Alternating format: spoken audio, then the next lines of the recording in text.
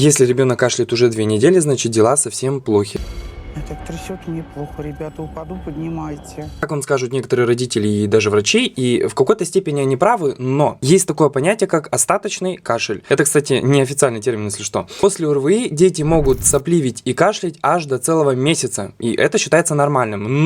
Но при условии, что нет никаких красных флагов. Их я оставил в описании, так что сохраняйте это видео и держите всегда при себе. А я, пожалуй, побежал, пока меня не закидали тапками.